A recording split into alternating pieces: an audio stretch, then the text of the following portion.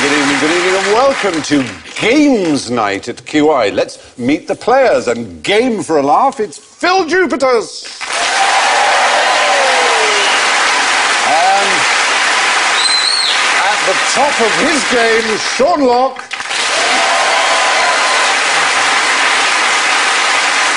A game girl, Lisa Turbuck.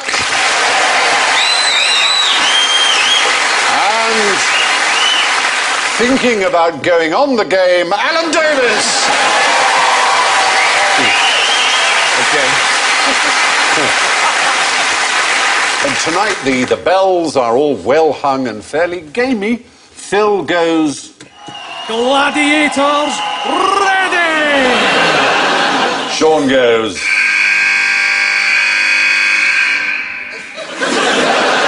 Lisa goes...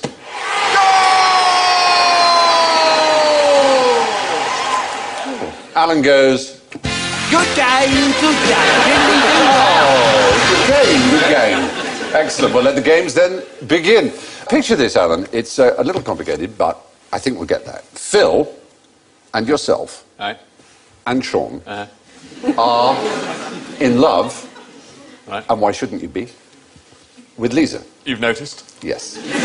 Now, you're going to have a truel, which is a three-way duel. Right. Now, the problem is, Sean's a really good shot. He hits 90% of the time he hits the target. It's amazing, looking at my eyes. Yeah. Phil hits the target 60% of the time. You, unfortunately, are not a very good shot, and you only 10% of the time. Okay? Right.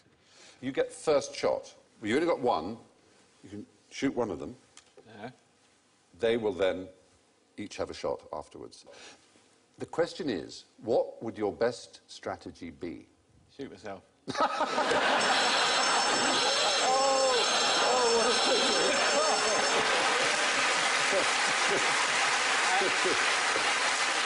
telling you, that's what I'm supposed to do. Shoot Lisa. Yeah, something tells me all up there.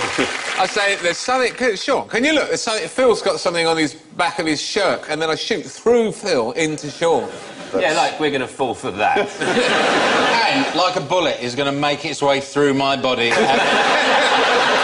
Anything other than a quarter of an hour. Sean will be the other side of me going, any minute now, it'll come, any minute. I'll do it the other way around, I'll do it the other way around. Also, why I appear to have been eating cocoa out of the jar by just ramming my face in it. What's going on? Yes, well, no expense has been spared, and you've had I have done 2 series of QI without the beard, and yet they still persist on the photo of me where I look like the fat Carlos the Jackal. Surely the only my best option is to try and shoot the one who's a better shot than the other one. You've got a 90% chance of not hitting them. Yeah. Even if you went for Sean, even if you actually did kill him, then obviously Phil would then aim at you. So that's a bad option. Yeah. Even worse if you shoot Phil, because then you've got a 90% chance you hit him. Yeah. But supposing you just miss. You deliberately miss. I want them to run away. No. Stay where you are. What's in their interest? Oh, yeah, shoot the one who's a better shot. If Phil shot you, you're no threat to him. He could shoot you, but then he would have no bullet, you'd have no bullet, and Sean would have a bullet. That's brilliant. Get the guns out. Yeah. There you go. Hang on. There you go, pass it on, pass it on. Brilliant. Have another one. Damn it! Have another one. There you are. They How do you load You should these? say, leave it, it's not worth it. There you are. Have you got yours? Oh, no, she I actually don't don't need have one. Yeah. Presumably, my gun going off early is one reason that Lisa's probably quite lucky I'm going to lose the duel. What we're dealing with here, while you're refolding your ammunition, it's something called game theory. Does that ring a bell with you at all? Game theory? No, we Have you didn't heard of do game that theory? on Horizon. Game theory? Yeah. No. It was invented by a couple of people, particularly von Neumann and Morgenstern in America, but most famously by a man called Nash. Does that mean anything to you? He won a Nobel Prize and then suffered terribly from the awful effects of being played by Russell Crowe in a film. Gladiator. Not Gladiator, no. Oh, the mathematician, Yes, a beautiful mind. A beautiful mind, that's right. He won a Nobel Prize for his work on game theory, which was this kind of thinking which has been applied to economics, to business. For example, a very good example is advertising. Now, if you have two companies, if they both advertise, they're both spending an enormous amount of money and, as it were, cancelling each other out. If neither of them advertised, they'd keep the money and the market would remain the same. So what it resulted in is the bizarre situation that when they banned tobacco advertising, it was to the benefit of the tobacco firms, because they were suddenly saved money that they were sort of wasting anyway. Another example was an episode of Big Brother, do you remember? There were two finalists. They would get 50,000 was the prize money, right? They were going to be asked separately. If they both say they'll share it, then they'll share it. They'll get 25k each. If one of them says, I'll take the lot, right? And the other one says, I'll share it, the one who says, I'll take the lot, wins the lot. If they both say, I'll take the lot, neither of them gets anything. So what do? You're in separate rooms, and they say, make your decision now. I came here with nothing, Stephen. If you... Yeah, that's it. I've had a lovely day. Everyone's been so nice.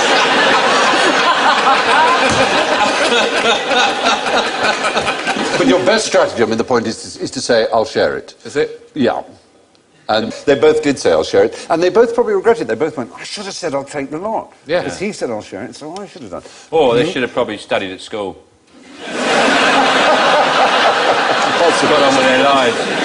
The point is, in the truel, in the three-way duel, Alan's best plan is deliberately to miss and hope that the two hotshots kill each other. It's an example of game theory in action. Now, which popular game traditionally ends with all the players being thrown into a lake of fiery sulphur? Well, I hope it's show jumping. I hate show jumping. Oh, God. I'd have one of those after every jump. Before and after. Yeah. It's not show jumping, though. It would certainly liven it up. It sounds biblical. I don't think it's the humans, though, it's pieces. Wouldn't it be pieces? Well, I'll tell you that it's a game that went dramatically out of fashion in 1972.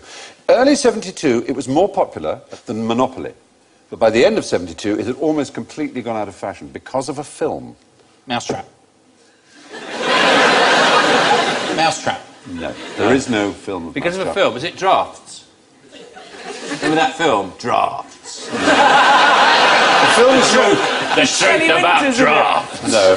Drafts makes you go bored. Don't play drafts. The film is not a game, there's a game in it. There's a game this in game the is played in it, and it's scary. Oh, is it a séance? Yeah, it is a séance using a Ouija board. Okay. Right. And what film has there a Ouija board? The Exorcist is the right answer. One of the truly great films of the 20th century. Is a Ouija board really a game? I don't remember ever seeing Ouija board scenes in a film and at the end going, right, who won? Not dead. Well, the odd thing about Ouija, it was a board, it still belongs to Parker Brothers. Get out! Yeah, Ouija is a proprietary name, it's a trademark. Is it we-ya? Interesting point. That is some people's theory of the name of it is, yes, two words for yes, we, the French, and ya, the German, but no one's quite sure about where the name came from, except that it's a game that was invented. The board was invented and it was sold and people played it. I mean, it's weird to say that, but they enjoyed the fact that it nearly always works, in as much as, you know, people spell out words and they don't quite know how they're doing it. It's clearly not dead people. Yeah. And in fact, it was not originally supposed to be dead people. It was supposed to be that you contacted yourselves, a part of yourselves that automatically wrote. It was not about seances. Dead people just joined in. This is good. This is the one for us. Even when recently asked, only a third of the people who still use Ouija boards say they do it to contact dead people. And in the First World War, it was used to contact your troops abroad, supposedly. So, hold on. Are some dead people trying to communicate with the living through Monopoly? Yeah. There was a court case in the 90s, I'm sorry to say, in Britain, a murder case, quite an important one, and the jury had to be dismissed because in their hotel overnight they used a Ouija board to try and contact the murdered person and and apparently the murdered person said, the guy in the dock is guilty, convict him. Really? And said, the judge heard about it and dismissed the jury, quite rightly, you may say. But the awful thing was, if they'd done it in the jury room, the judge couldn't have dismissed them. Because the judge has no right in law to know what goes on in a jury room. The deliberations must be private. Unless he's dead. Oh, hang on. Yeah, that's really complicated. Was the guy guilty? Unfortunately, he was retried and found guilty, which sort of is really irritating. So maybe the ghost of the murdered person did. Where's the competitive element? Suppose you just have a go. Yeah. Who are you trying to contact? Right, it's your turn. Yeah, exactly. Or you contact two dead people and then they box. And then they tell you how it went. Ghost boxing. Ghost boxing. On Sky Sports 2. Live ghost boxing from Auntie Vera's parlour. Two people in sheets. Yeah. The headless man, he's already down. It's just going like that. It's trying to punch you. Do you know there's an Elvis... Yeah. There we go. Go on. Hit me. Hit me.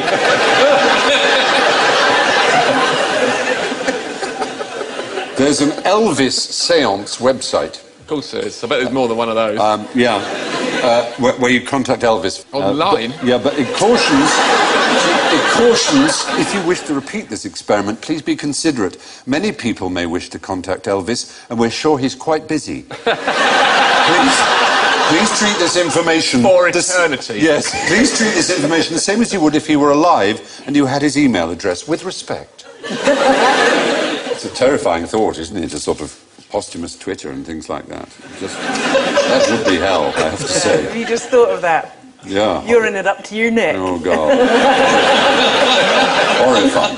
But the reference in the Bible to the fiery lake or whatever is from Revelations, where it does say those who practice the magic arts will be cast into burning sulphur. So, How about balloon animals? Ooh, the punishment for people who do balloon animals is not specified in Revelation. Giraffe. I think it's loneliness, the punishment for them. Yeah. I think it's long nights, sitting alone. So, yeah, in my youth, games which conjured up the spirits of the dead were a popular gift for children. It's a weird thought. If they didn't like it, they could go to hell, essentially. So during the Second World War, who were the scallywags? Does that ring a bell? The scallywags? Not them, that's just a little suggestion. Lovable urchin types. I'm fairly sure it wasn't the SS. Well, that's the odd thing. It's the SS? No. You mean they were the scallywags? But what I'm saying is... men in the war. Despite the cheeky name, we're talking about something really dark and violent. Oh. That's why I'm going well. Snipers. Well, no. What was the cutest, cuddliest, sweetest part of the British forces? Probably, if you think of... Veruline. Yes, or Ensa. Dad's Army, for example. The Home Guard, Okay. right? But there were plans afoot that if, and probably when, right, that's a man dressed as a woman, doing a practice there. If and when the Germans invaded, there would be a guerrilla section of people who were not mainstream military. I almost wish I had invaded. Yeah. That was out. There were people in reserved occupations like... Hands up, pricks. Yeah. Think about that picture, the baby's the best shot. It's a truel. But clergymen and doctors were secretly trained, given money and supply dumps of ammunition and explosives and a gallon of rum in each one. And their job would be, when the Germans came, not only to shoot Germans, but there was a general view that Churchill would be killed or removed and someone like Lord Halifax would go in. And Michael Foot was one of these, scallywags as they were called. They were the secret auxiliary part of Dad's Army. And he and George Orwell and J.B. Priestley and others all were trained to assassinate anyone who collaborated with the Nazis. And there would be an underground resistance. And Michael Foot said, I would have killed Lord Halifax. I was quite prepared to, and I would have killed him. So they were pretty violent. It was not an easy, cosy thing. It's a good story, isn't it? It's a terribly clever thing, though, isn't it? Because if somebody did come over and collaborate, anybody who might otherwise have caused trouble or ructions of a different kind would be automatically on the side of good.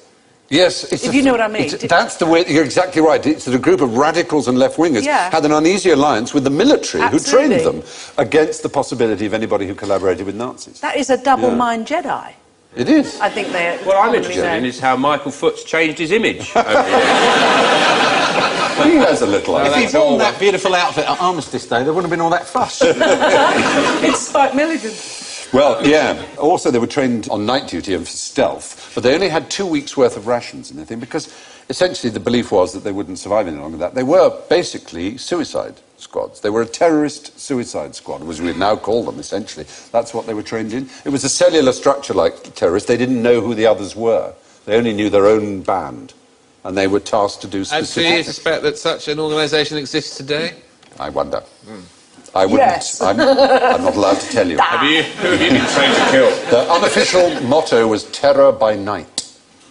Even in the ordinary, if you can call it that, Home Guard, there were some pretty tough things being taught. Boy Scouts, aged 12 to 14, were giving demonstrations at Osterley Park, where the training camp was for the Home Guard, of how to decapitate motorcyclists by stretching wire across the road. That's 12 to 14 That's the kind of scouting I wanted to do. Following twigs around Epping Forest. And Harry Lee, who was the British roller skating champion, demonstrated how to use roller skates to knee someone in the groin. You're going to slip over there. How are you going to get the other foot anchored? Yeah, I think you may not have thought it through. You may be right. Anyway, there you are. During the Second World War, guerrilla fighters from Dad's army were trained as underground scallywags. They must have been pretty tough customers, but who were the toughest of all vegetarians in history?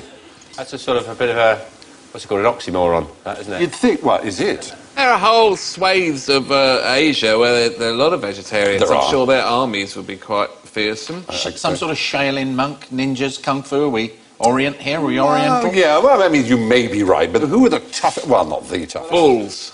Bull. Yes, well, of course, that's true. The strongest animals on Earth are They're all vegetarians. tough as anything, and they're not that's carnivores. True. But no, I'm thinking of in history... Hitler, he was quite tough, I suppose. Ah, yes, but Hitler was not a vegetarian. Wasn't he? No, oddly enough. For some reason, people want to think of him as a vegetarian. I mean, it's certainly true that he didn't smoke or drink much. He occasionally had glasses of wine, but... I'm not saying he was wonderful, but then... by saying he's vegetarian, I'm not saying he's ghastly either. Think of a film in the last 15 Cowboys. years. No. Cowboys. There was a very successful film. An Australian actor starred as a... Gladiators. Gladiators is the answer. They're vegetarians, were they? They were not only, they were vegans, in fact, or vegans, however you like to say it. Relatively recent discoveries in Ephesus, where there's a mass grave of gladiators, showed that they gave all indications that they didn't eat meat. And in fact, they were known as barley men, hordearii, meaning eaters of barley. It was thought that they basically ate barley and beans and a bit of dry ash, which is supposed to be good for the muscles. But it was important that they were quite fat. And they're always shown as stocky in art. Right. How can they find out that they're vegetarian from an archaeological dig? Well, another thing is teeth. Shopping list. Oh, OK. Teeth. You got it all there, Waitrose. Carved with flint on slate. Beans. No, just loads of toilet paper. Well, do you know what? I thought, beyond teeth, how would they know? Well, They actually, found chemicals in the bone and Okay. so on, levels of zinc and things like that indicate very strongly. If it's low levels of zinc, it indicates they didn't eat meat. See, I have a problem with all this sort of prehistoric science is the fact that they get the bones and they go... I'm assuming that's what... Something like that. Yeah. And they've got to find something, haven't they? They go, oh, well, these chemicals suggest they only eat vegetables. They can't go... Hasn't been of any use to us whatsoever. Well, oddly enough, Wasted the last 3 bloody years of my life! that is so precisely what scientists do. Yes. They say constantly, all the time, this is not indicative of anything. We don't know. We don't know. If there's any group of people who says we don't know a lot, it's scientists, unlike religionists. And isn't it weird that scientists are the ones who are always accused of being arrogant? It's so ridiculous. But that we don't know is the default position on science. Until you check. That's all. It's an ordinance from 1633 onwards. They have to be black, a sumptuary law that says they will be black. They're allowed little bits of ornament and bling, as you can see, and they're allowed a little curly prow and a few other such things, but they must be black. And since we're in Las Vegas, let's go to the casino. We've talked about them a bit, but how can you win money from a casino? Magnets. Counting cards. Prostitution. Card counting, that's right. And they can spot that you're doing it. They have people that watch and know that you're doing it. They do know. And it was a chap who wrote a book, Ben something... No. Nevis. Awfully good. I interviewed the dude. Oh, you interviewed him? He's a maths teacher at college and he gets some students. It was MIT students, wasn't it? Yeah. And they went as an experiment, kind Yeah. of.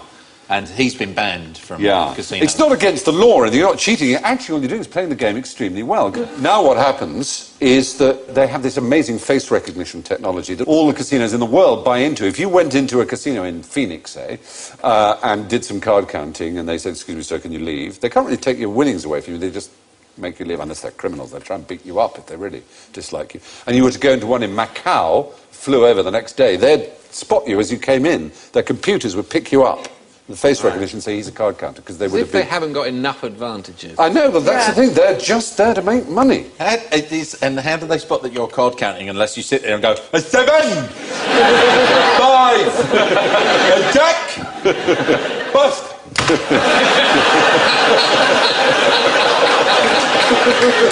And if you did do that, I wager they'll go, excuse me, sir, could you... I got a picture one! I got a picture one! Well, that's maybe the way you disguise it. Yeah. Well, of course, what they do is they do it in teams, and they have very clever ways. You're doing that. The guy at the other end's counting the cards. The perfect... Yeah. Well, you're right. That was the system that Ben Campbell, the guy you interviewed. Ben Campbell, remember him? Yes. Yes, that's it. That was his system. But oddly enough, they've tried to do it with roulette. How would you do it with roulette? Count the spins. You stop it. Count the ball. Stop it. Stop time. Yeah. And then you only can move. Everyone else is frozen in time. Yeah. And then you get the ball and put it exactly where you want. Yeah. And then go, everyone back in the room. You've won. Why not just help yourself to all the money in the place while you've stopped time? Because when you eventually you'd have to stop time and bring them back in, and they'd know. They go, something's missing. If you won, they'd go, wow, you've done it again. I know how you win. And I feel my pants are on transfer exchange. I know how you win. Well, you would, wouldn't you? You'd take all the money and you'd fiddle with people. You would! What you've got to watch out is you've just got to watch. You don't play one of the tables where the croupier, once he spins it, goes like this with his hand. Yes, yeah, that's it. They just go, place your bets, and then he goes... It seems that the only honest way to win money from a casino is by playing blackjack extremely well and counting, but if you do that, they'll probably kick you out. Now, I tell you all this, but maybe I'm bluffing, and how would you know if I was bluffing while we're still with gambling games? How do you know when... Because we know your tell. Ah, that's the word, isn't it? A tell is what they're called. What are tells? When you get the cards, you go, come on! Come on! All that, or just blinking a lot. Blinking a lot is, yeah, it's said to be one. Speedboats, fast cars, it's all going to be mine! Yes. Now, if you were quite good at poker, you might then reverse that, mightn't you? And if you've got a really bad hand, do that. What's the point? The problem. Well, I'll go in anyway, but what's the point? Yeah. Come on! Gamblers tell you that weak is strong and strong is weak. They basically try and bluff the other thing, as it were. They double bluff. They may be triple bluffing, who knows? But now we enter the end game, gentlemen, lady, with your chance to take a wild gamble on a few hands of general ignorance, so fingers on buzzers. What colour is this hound? Blue. Oh, you're good. How did you know that? I'm mad for dogs. Oh, you like dogs, don't you? absolutely mad for dogs. What's the name of the breed? It is a miniature... It's a greyhound. Is it really It's a just greyhound, yeah. But the greyhounds are not grey. The word grey is actually from Grieg originally. It was a Grieg hunt. And Grieg means bitch. The English, yeah. Yeah, Early English means bitch, so it's a bitch hound, basically. And as you say, they're called blue. That colour is called blue. There you are. Yeah. What do we know about greyhound racing? Is it flourishing at the moment, or is it down in the doldrums? I know. Greyhound Racing UK tell us it's the second most popular spectator sport in the country after football. 2.5 billion wagered every year. I think a lot of the greyhounds, though, they've gone off it. They're more interested in football. And how fast does the hare go round the little... 40 miles an hour. Up to 100. Really? Yeah, how about that? Max speed 70, actually, with greyhounds, isn't it? Between 40 and 70 miles per hour. The dogs themselves? Yeah. Who would win out of a race between a cheetah and a greyhound? I would. Who would win? Cheetah. Cheetah. Well, the cheetah would just have lunch. You wouldn't worry about that. You're brilliant. Well, someone did try, actually. A man called Kenneth Gander Dower. And the trouble is the cheetah just wasn't interested. It would just sit down. It wouldn't race. Especially with his little monkey jockey. Anyway, greyhounds are not grey, and even the ones that are in fact blue. Now, what should you do with mussels that don't open when you cook them? Ooh, leave them well alone, really. Yeah. What should you do with them? Don't eat them. Well, Yeah. That's good advice. No, it isn't. No, it's terrible advice. Clearly, it's bad. Thank goodness you didn't say throw them away, though. Then you would have been a forfeit. No, it's odd. This is a woman called Jane Grigson. And she wrote a very fine book on seafood in which she said if they don't open, then they're bad, throw them away. And this was in the early 70s. And by the 90s, 90% of all books said it. In fact, the Australian Seafood Commission say, if anything, it's the reverse is true. That actually one that doesn't open may be better for you. And certainly one that's open before you start cooking, you should throw away. Yeah. Because that'll be dead. Yeah. So it's fine to eat closed mussels. In fact, they're probably fresher than the open ones. What did gladiators say, incidentally, at the beginning of a tournament? We who are about to die salute you. Oh, dear. Come on, that's what it's there for. Yeah, you're right. No, Not the face. I'm sorry. It's very good. No, they didn't say that. Chubby burgers. Like a bean salad. I want a steak. There was a thought that it was morituri te salutamus or whatever, which would be in the Latin, and they said it to the Emperor Claudius. But they weren't actually gladiators, they were just prisoners who were going to be killed. No gladiator was ever recorded as saying it. That's the point. So there's no reason to believe it was ever said by a gladiator. What did they say? I bet they say something like, come on, let's just all try and have a laugh. Yeah, enjoy. Yeah. Yeah, absolutely. And so once again, we find ourselves at the end of the game. And it's fascinating, actually. Our winner, our clear winner, with 5 points, is Lisa Tarbuck!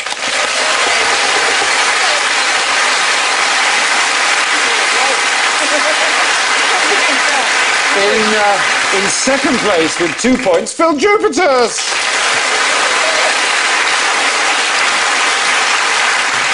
In third place, Sean with -7.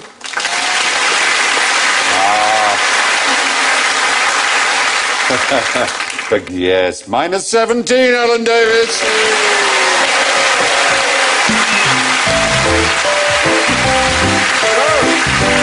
That's it. Thanks to Phil, Sean, Lisa, Alan and me. And we'll leave you with this self-evident truth from James Hetfield, off of Metallica, who said, it's all fun and games until someone loses an eye. Then it's fun and games that you can't see anymore. Thank you and good night.